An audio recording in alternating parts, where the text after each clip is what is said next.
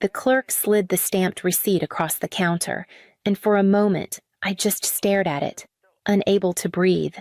Years of scrimping, of working long nights while friends were out living their lives, had led to this single piece of paper. My mortgage gone. The house on Maplewood Lane was mine, free and clear. I pressed the paper flat against the counter as though I might absorb its weight through my fingertips. For the first time in my life, I felt steady, like the ground beneath me couldn't shift anymore. Driving home. I rehearsed how I might celebrate, maybe order takeout, maybe just open a bottle of the cheap wine I'd been saving for someday. It wasn't the kind of milestone that came with balloons or confetti. It was quiet, like me. That evening, I invited Sabine over, thinking even with all our history she might share in the relief of this moment. We sat at the kitchen table, the deed and final receipt still lying where I had placed them. She glanced at them once, then leaned back in her chair, her lips curling into a smirk I knew too well. "Pack your bags," she said casually, as if she were suggesting a weekend trip. "My family's moving in. You don't need this much space all to yourself." The words landed harder than I expected. My stomach tightened. The air seemed to thin, and for a beat I couldn't speak. I had imagined she might envy me, even dismiss my achievement, but not this. Not a demand that turned my greatest victory into her possession. I folded the receipt carefully, tucking it into my purse, my mind already shifting from celebration to defense. And in that silence, I realized this fight was only beginning. Sabine's smirk stayed with me long after she left that night. It wasn't new. It was the same expression she had worn since we were children, the one that always came right before I lost something I loved. When we were little, Sabine had a way of bending the world around her. If she wanted the bigger slice of cake, she got it. If she wanted my new sweater, our mother would tell me to share. "She's older," Mom would say, as though that explained everything. I learned early that Sabine didn't ask, she claimed, and people let her. I used to believe our mother didn't see me, that her eyes were always trained on Sabine's needs. But on quiet nights, when Sabine was out with friends and the house finally stilled, Mom would sit on the edge of my bed. She'd smooth my hair and whisper, "You'll understand one day, Maribel. Independence is the only shield that lasts. Don't waste yourself trying to match your sister's shadow. Build your own light." At the time, those words felt like scraps comfort given because she couldn't stop Sabine from taking more. But after she passed, they became the compass I carried. Every late shift, every dollar saved, every morning I walked past the for sale sign that once stood in front of my house, I remembered her voice. Independence. A shield. And yet, as Sabine's smug command echoed through my kitchen, I felt like the same little girl again, standing small while my sister grabbed what wasn't hers. The mortgage was my shield, and I had thought it unbreakable, but Sabine had always been skilled at finding cracks. I went to bed that night replaying our mother's words, determined not to forget them, because if history was repeating itself, I would need every ounce of that shield to hold the line. I woke before sunrise, unable to push Sabine's words from my mind. As the first light slipped through the blinds, I wandered through the rooms of my house, touching the walls, the door frames, the furniture I had chosen piece by piece. It wasn't just a house. It was every year I had gone without to make sure it became mine. There had been nights when I lived on instant noodles so I could send one more payment. Birthdays passed with no celebrations. Holidays marked only by a candle lit alone in the kitchen. While friends bought new cars or took trips to the coast, I patched up my old sedan and kept working. I had told myself it was temporary, that the sacrifice would one day mean something. And now it did. I thought of the long weekends spent buried in spreadsheets, chasing promotions in an office where no one remembered my name. I thought of the loneliness, of saying no to dinners out, of sitting with the ache of silence because I couldn't afford to split my attention or my savings. Every sacrifice had a face, a memory, a cost. Standing in the living room, I pressed my palm flat against the wall. My mother's voice came back to me. Build your own light. This house was that light. It had risen from all the pieces of myself I had given up along the way. It wasn't luxury. It was survival made solid. Brick and beam turned into proof that I could stand on my own. That was why Sabine's demand cut so deep. She hadn't been there for the long nights or the hollow days. She hadn't earned these walls, yet she looked at them as if they were hers for the taking. I knew then that letting her move in wasn't just about sharing space. It was about surrendering the very evidence that I had survived, and I wasn't ready to let that go. 2 days later, I came home from the grocery store to find a moving truck idling in my driveway. For a moment, I thought the driver was lost, until I saw Sabine's teenagers lugging boxes up my front steps, Paul directing them with a half-hearted wave like he was choreographing a dance. My chest went cold. I pulled into the garage and stepped out, bags still in my hands. "What is this?" I demanded. Sabine appeared in the doorway, sunglasses perched on her head, a box tucked under her arm. "What does it look like we're moving in? You have all this space." "Maribel, it's wasteful." I set the grocery bags down on the concrete, forcing myself to breathe. "This is my house. You don't just show up with a truck." Paul shrugged as he passed by, carrying a box labeled kitchen. "It's logical. You don't need a whole house to yourself. Families need homes." His tone was smug, as though reason itself was on his side. I followed them inside, my heart pounding as I watched Rowan and Celia push my books off the shelves to make room for their things. "Stop," I said, sharper than I intended. The kids glanced at me, smirked, and kept going. Sabine set her box down on the counter with a thud. "You always did cling to things.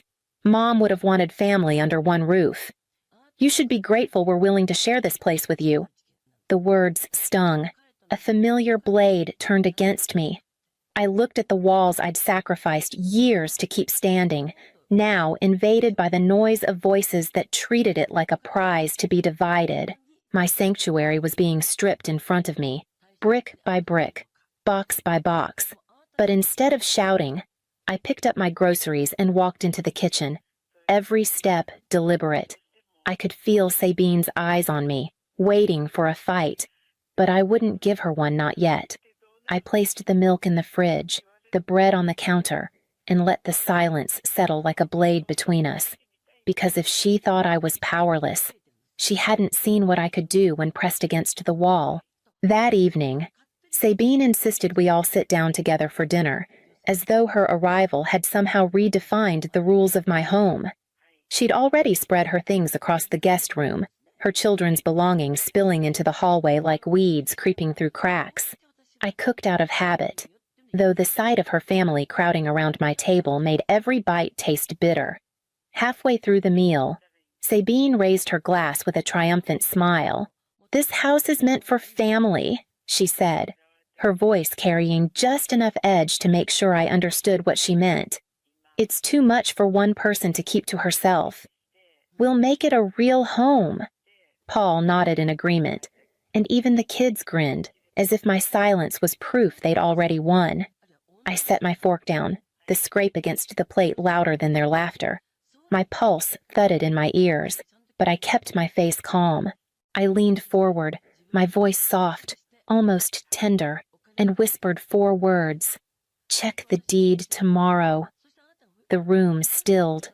For a moment, Sabine's eyes flickered, the certainty in them dimming. Then she laughed, sharp and dismissive. "You've always had a flair for dramatics, Maribel, but words don't change the truth." I didn't answer. I didn't need to. I excused myself from the table, leaving their chatter to fill the space behind me. Upstairs, I locked my bedroom door, pulled out the folder where I kept every document that proved what was mine, and slipped it into my bag. The next morning, while Sabine was still asleep, I crossed the street to Mr. Keating's porch. He was already outside, reading the paper with his glasses low on his nose, When I told him what had happened, his expression hardened. "You've been patient long enough," he said. "It's time to remind them where they stand." By the time I walked back across the street, the weight of fear had shifted into something steadier. I wasn't going to scream or beg. I had the deed, the law, and my mother's words as armor. And tomorrow, Sabine would understand the difference between claiming something and owning it. The next morning broke heavy and gray, the kind of sky that pressed low over the street. I woke early, slipping downstairs before the rest of the house stirred. By the time Sabine's family began clattering in the kitchen, the paper was already pinned neatly to the front door, a formal warning drafted by Mr. Keating, citing my ownership in the unlawful occupation of my property. I heard Rowan's voice first. Mom, there's something on the door." His tone carried the nervousness of someone who didn't understand the weight of official letterhead. Chairs scraped, footsteps shuffled. Then came Sabine's sharp intake of breath. "What is this supposed to mean?" Her words were pitched higher than usual, as though she hadn't expected consequences. I stepped into the hallway, calm, coffee mug in hand. "It means you don't live here," I said evenly. Paul pulled the notice from the door, reading it aloud with a frown. Unlawful occupation, legal enforcement if ignored. His eyes darted to me. "You wouldn't actually go through with this, wouldn't I?" I asked. The room hung in silence, broken only by the sound of Celia muttering, "This is embarrassing." By then, neighbors had noticed. Mrs. Whitaker from across the street slowed her morning walk, peering at the paper still taped in place. Another neighbor waved his phone, already snapping pictures. Gossip spread faster than the breeze. Sabine's face flushed a furious red. She tore the notice down, crumpled it, and slammed it on the counter. "You think this scares me?" she snapped. "You're just bluffing, Mary Bell." I held her gaze and took a slow sip of my coffee. Then keep testing it. The confidence she carried into my home days earlier began to crack. For the first time, I saw uncertainty in her posture, the way her hand trembled slightly as she gripped the countertop. Rowan and Celia retreated upstairs, whispering under their breath. Paul muttered about overreaction, though he didn't sound convinced, and Sabine stood there, her authority slipping like sand through her fingers. I turned and walked toward the kitchen window, watching the neighbors drift away, knowing word was already spreading. The balance in the house had shifted, and for once, it tilted toward me. By the end of the week, Sabine was already on the phone with anyone who would listen. I overheard her in the living room, voice dripping with righteous indignation. "She's trying to throw us out into the street," her own sister. Can you imagine someone so heartless? The performance was convincing enough, but she underestimated how small towns worked. People remembered who signed checks, who held steady jobs, who stayed up late at their desks while others drifted from one failed venture to the next. My neighbors had seen me come and go for years, groceries balanced on one hip, laptop bag on the other. They knew exactly who had been paying the bills that kept this house standing. It didn't take long for whispers to circle back to me. Mrs. Whitaker, never one to keep gossip to herself, told me she'd heard Sabine crying to half the street about being betrayed. Then she lowered her voice and added, "But everyone knows better. You built this place, Maribel. People aren't blind." I thanked her, though inside I felt the sting of relief. For years, Sabine's words had cut deeper than truth, bending our family into her narrative. This time, the facts were too solid to twist. The deed had my name alone, and now the community knew it too. At dinner, Sabine tried again, launching into a speech about family unity and sacrifice, but her voice lacked its former confidence. Paul sat quietly, avoiding my eyes. The children pushed food around their plates, no longer so eager to jeer. The cracks had spread from the walls of the house into the fabric of her own family. I cleared the dishes in silence, letting her words hang unanswered. The power she once wielded so easily was slipping, and she knew it. Tomorrow, those cracks would widen. The notice should have been enough. Any reasonable person would have packed up and left. But Sabine thrived on defiance. By the second week, her boxes weren't stacked in corners anymore. They were unpacked, their contents spilling into my space as though they'd always belonged. I walked into the living room one morning to find my books swept aside, replaced by her framed family photos. Paul was on a ladder, hammering nails into my wall to hang their wedding portrait. "It'll look better here," he muttered, not even bothering to ask. Rowan had taken over my den, his video game console plugged into the outlet where I used to keep my work printer. Celia dragged her laundry basket into the hallway, leaving a trail of clothes that made my home feel like a dormitory. Through it all, Sabine held her head high, convinced she had already won. "See?" she said one evening, gesturing toward the rearranged rooms. "Doesn't it feel more alive now? A house needs family, not empty silence." I didn't argue. Instead, I pulled out my phone, snapped quiet pictures when they weren't looking, and tucked every change into a folder of evidence.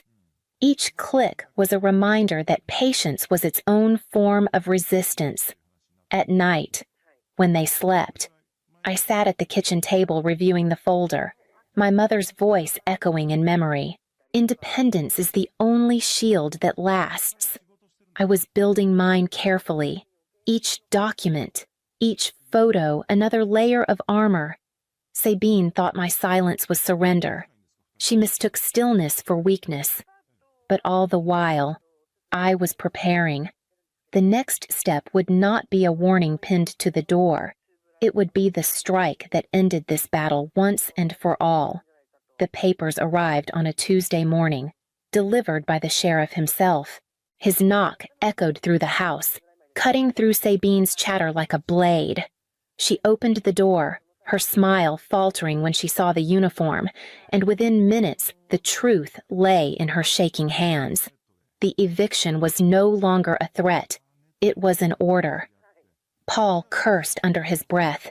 Rowan and Celia stood frozen, and Sabine's voice climbed higher and higher, insisting there had been a mistake. The sheriff remained calm, firm. They had 72 hours to leave, and if they refused, the law would finish the work. The next days unraveled quickly. Sabine's confidence crumbled into frantic whispers, then into rage. She snapped at Paul, blaming him for not supporting her. He snapped back, accusing her of pushing too far. The children sulked in corners, embarrassed by the public spectacle. Neighbors slowed their cars, watching the shouting spill onto the porch. By the third day, the sheriff returned to enforce the order. Boxes were dragged back out to the driveway, but this time there was no smirk on Sabine's face. Paul refused to carry more than his share. Rowan stormed off after being scolded, and Celia cried openly, saying she hated all of it. I stood inside, steady while they packed. It wasn't triumph I felt, only the deep weight of an ending long overdue. When the last box left the threshold and the sheriff closed the door, silence settled over the rooms like a blessing. For the first time in weeks, the house was mine again, though its walls still echoed with the chaos they had brought. I leaned against the door, breathing in the quiet, already knowing what needed to come next. The morning after they left, I called a locksmith. The sharp click of new locks sliding into place felt like a line drawn across my life. No one would walk through that door again without my choosing. For the first time in weeks, I brewed coffee without the sound of voices invading the kitchen. The silence wasn't empty. It was mine. I spent the next days reclaiming every corner of the house. I pulled down the photos Sabine had hung, patched the holes Paul had left in the walls, and moved my books back onto their shelves. Each small act was a restoration, a reminder that the sacrifices I'd made hadn't been for nothing. I painted the guest room in a soft sage, not for anyone else, but because I liked it. When I finally stood back in the living room, breathing in the faint scent of new paint and lemon polish. I felt something I hadn't in years, peace. My mother's words echoed softly. Independence is the only shield that lasts. She had been right. This house was never just brick and wood. It was the proof of my endurance, the vessel for my dignity. Owning it was one thing. Defending it, refusing to let it be taken, was another. And as I looked around at the space that once felt invaded, I saw it transformed not just a house, but a home that carried my name, my work, my truth. I sat by the window as the sun fell across the porch, knowing I had finally built more than walls. I had built the life my mother told me to claim, and no one would ever strip it from me again.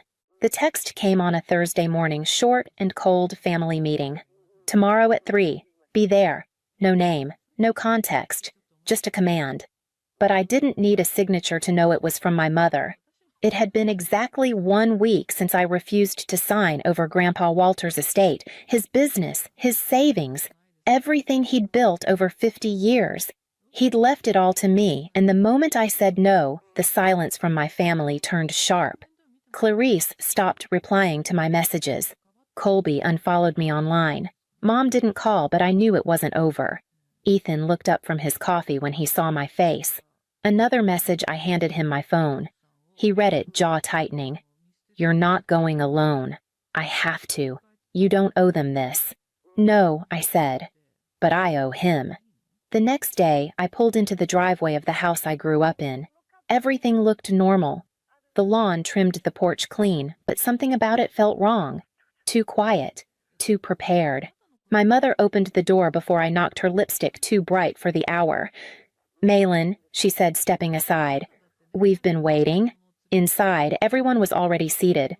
Clarice gave me a glance sharp enough to cut glass. Zane sat stiffly at the edge of the couch, eyes down. Colby hovered near the fireplace, arms crossed. But it was the 2 men in pressed suits who made my stomach drop. This is Mr. Lark and Mr. Devon, my mother said, gesturing like she was introducing party guests. They're here to help us clarify the next steps. The man on the left opened a leather folder. We've prepared a simple agreement. I didn't sit. I didn't reach for the pen. I just looked at my mother and asked, "What kind of meeting is this exactly?" She smiled the same way she used to when she knew something I didn't, just before she used it against me. Before anyone wanted the money, they wanted the man who built it, or at least the image of him. To them, Grandpa Walter was a symbol of obligation, of expected reward. To me, he was something else entirely. I was 8, the first time he let me sit behind the counter at his flagship store, watching him count change and shake hands like every customer was family. At 10, I was labeling boxes. At 13, I was reviewing inventory sheets while other kids were at soccer practice. He never said I had to, he just left the papers near me like he already knew I'd be curious enough to care. At home, it was chaos under crystal chandeliers.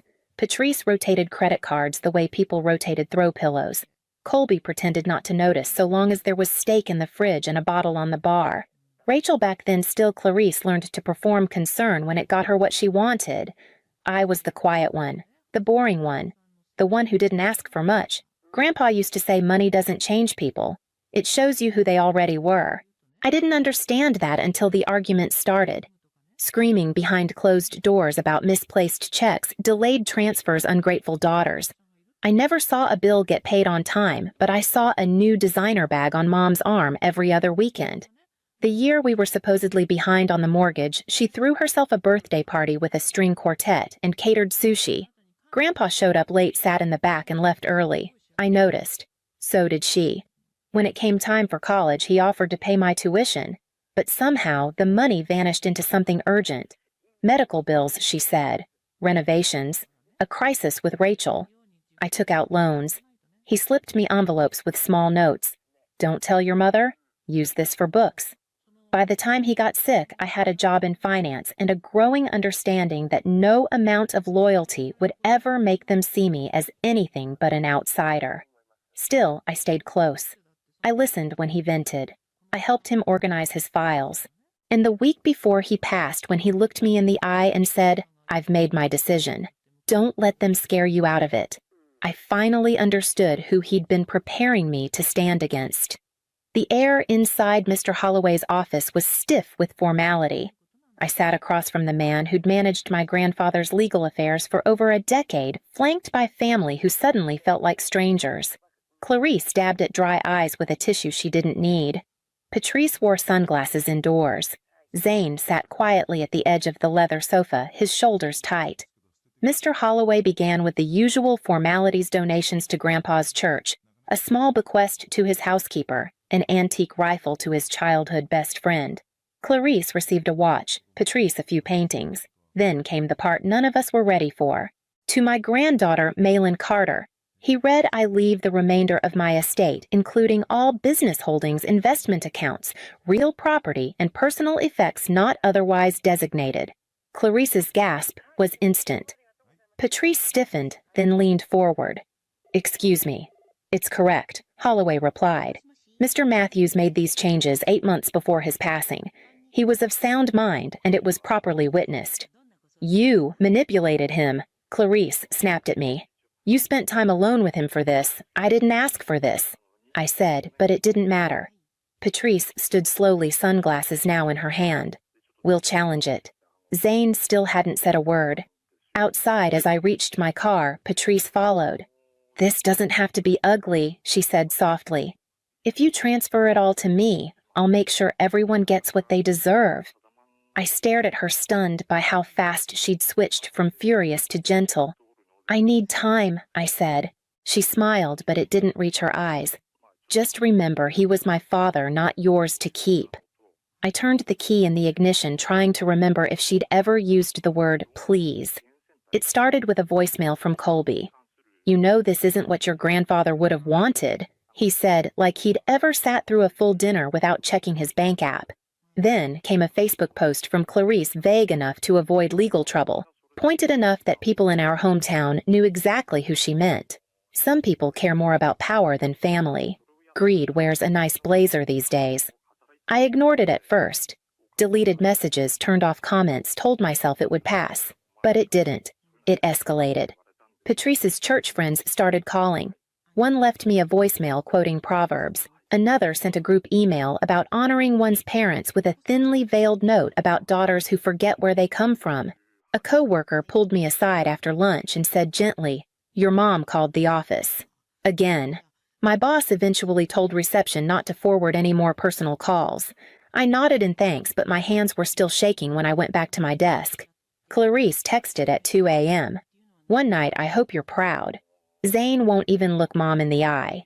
2 minutes later, another message, "You broke this family." I didn't respond. Then Zane showed up at my apartment. He looked smaller than I remembered. Not physically, he was taller than me now, but folded into himself like someone bracing for fallout. I opened the door and stepped aside without saying a word. He sat on the couch, elbows on knees. "I don't want the money," he said quietly. "I just wanted to say that." I nodded. "I know."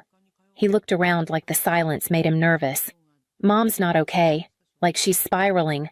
Clarice is fanning it. Colby's pouring drinks by 3 p.m. You should know. She's planning something. I don't know what, but she won't let this go." I swallowed the weight sitting in my chest. "Thanks for telling me." He stood halfway to the door. "I didn't say anything to them about coming here." "Smart." He turned back. "Are you okay?" I didn't answer. Not because I didn't want to, but because I wasn't sure how to explain the kind of tired that follows you even into your dreams.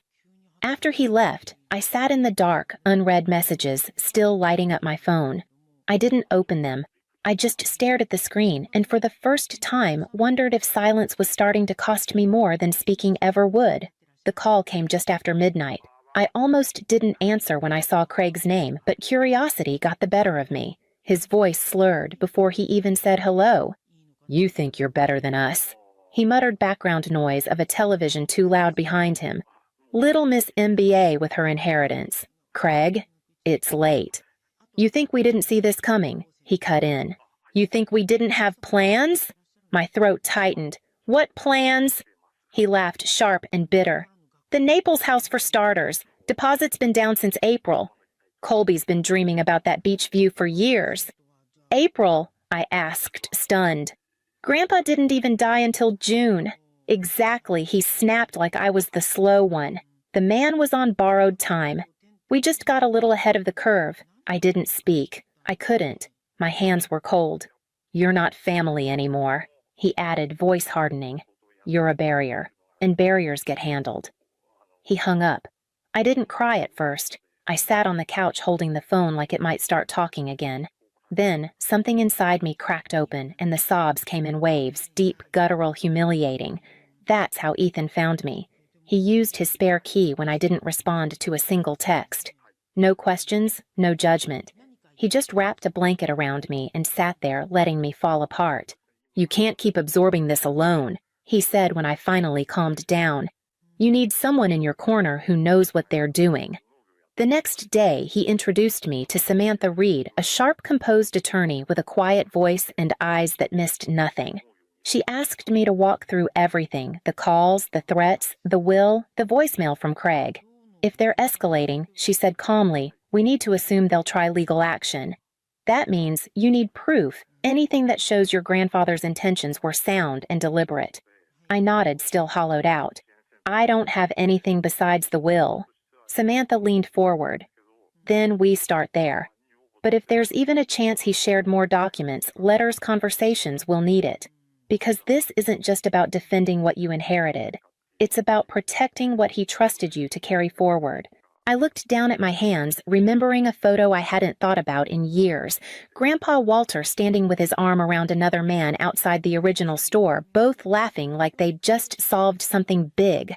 The call came just after midnight.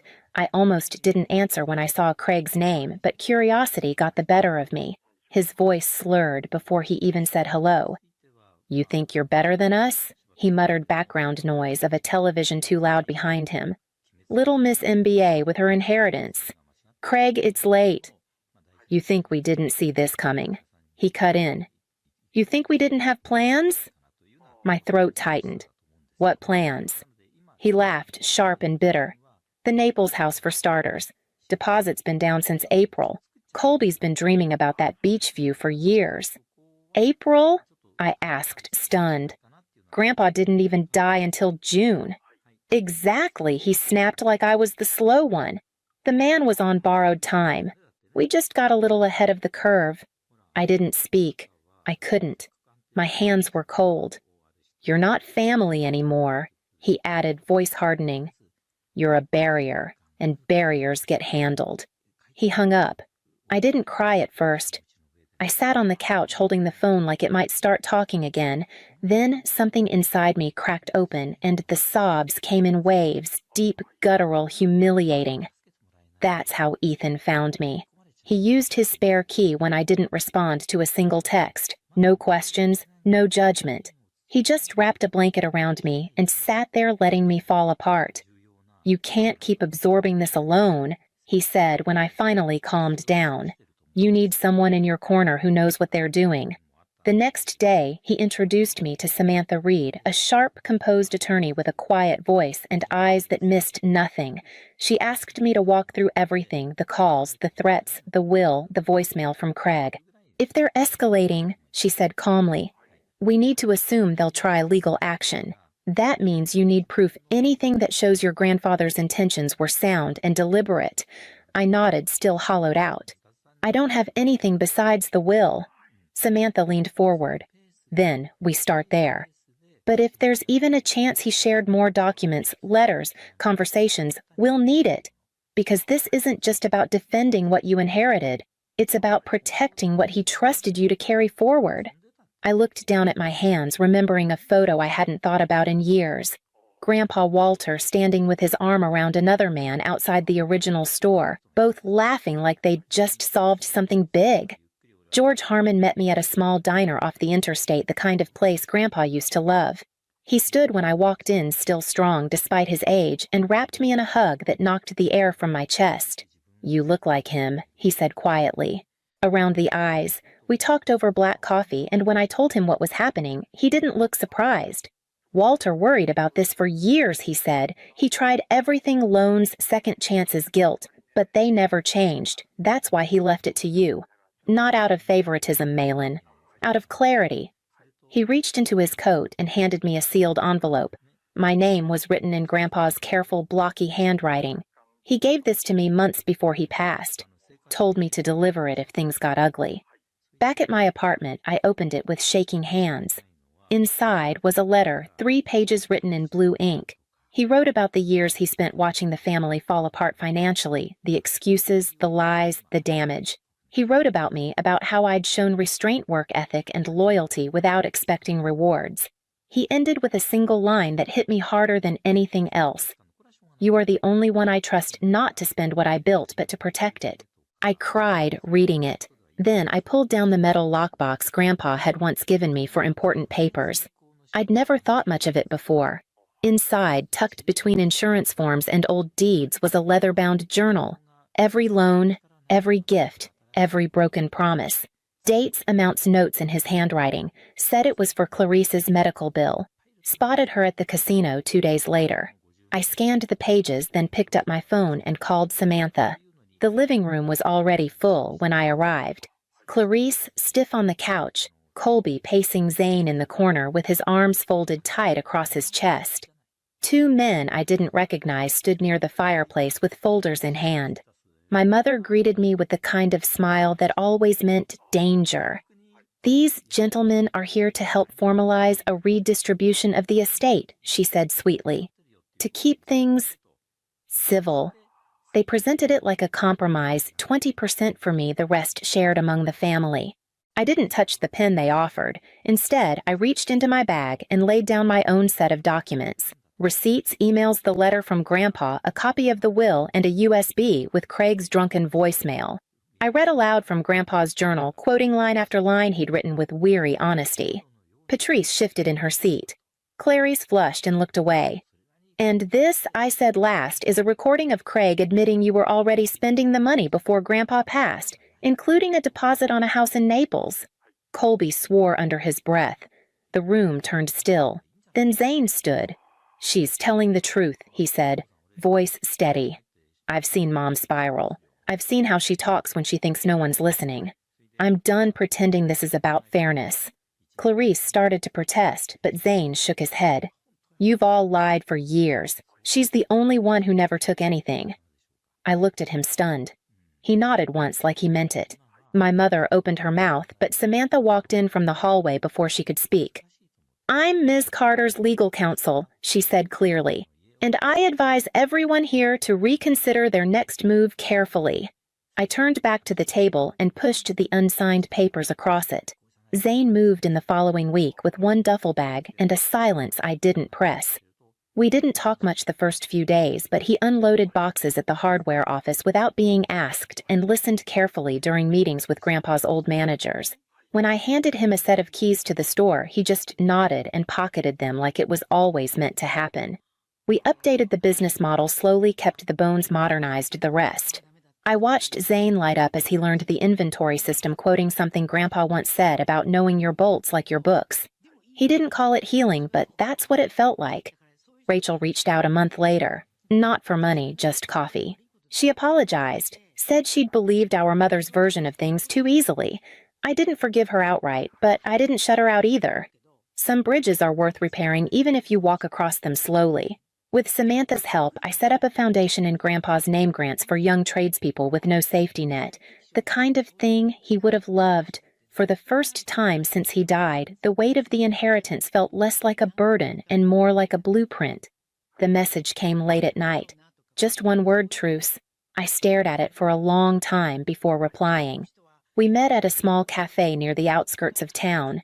She looked thinner, older, like the storm had finally slowed her down. Craig was gone. She mentioned it casually, like she was still learning how to say it out loud. Therapy, too. A few sessions in. No grand apology, no rehashing of the will. Just fragments of honesty cautiously laid on the table. I didn't know how to stop, she admitted, eyes fixed on her coffee. I thought if I lost control, I'd disappear. I didn't argue. I didn't comfort. I just listened. For once, it didn't feel like surrendering to her story. It felt like choosing my own. When we stood to leave, she reached out first, not for reconciliation, but for acknowledgement, and I let her hand rest briefly in mine. The last page of Grandpa's journal held only one line scribbled in his unmistakable hand. The true measure of wealth isn't what you have, but what you do with it. I read it twice, then closed the cover gently. Zane's finishing his first year of business classes and already talking about opening a second location. Rachel volunteers twice a week at the women's shelter and brings me articles about trauma-informed finance like we're slowly learning a new language together. I said yes to Ethan last month. The ring is simple, quiet, just like the kind of life we're building. Sometimes I still feel the echo of everything we lost, but I don't carry the will like a shield anymore. I carry it like a map, because Grandpa didn't just give me his legacy, he trusted me to grow it. And now I finally trust myself to pass it on.